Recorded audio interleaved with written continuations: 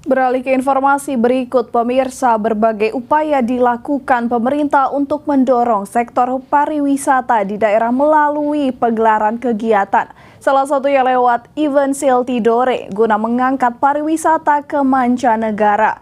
Lewat acara ini, Menpora Zainuddin Amali menyebut butuh pelayanan yang ramah untuk menarik kunjungan wisatawan.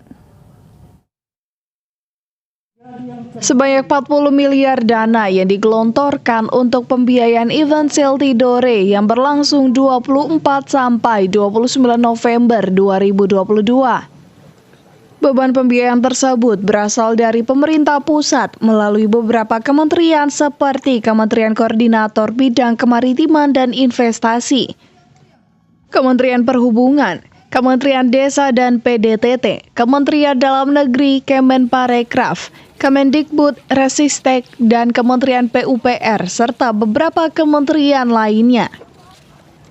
Event nasional yang digelar usai COVID-19 di Siltidore ini guna mempromosikan sektor pariwisata maupun produk UMKM yang dimiliki Tidore dan Maluku Utara baik skala lokal hingga ke mancanegara.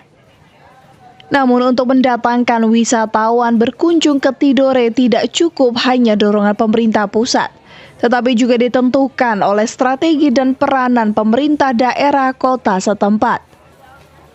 Hal ini disampaikan oleh Menteri Pemuda dan Olahraga Zainuddin Amali dalam memberikan sambutannya di acara pembukaan kegiatan Siltidore.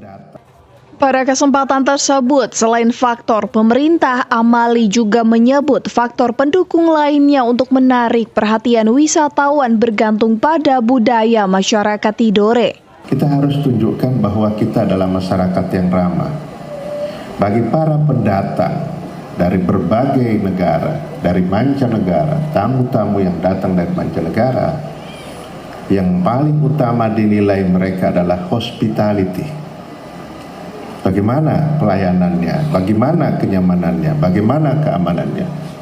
Kalau mereka merasa nyaman, merasa aman, maka pasti akan berkali-kali, berulang-ulang datang ke tempat kita.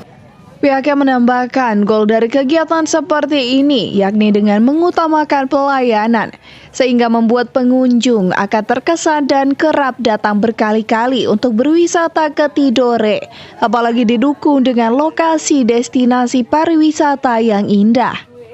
Dari Maluku Utara, Opik Syarifuddin melaporkan untuk Kawanua TV.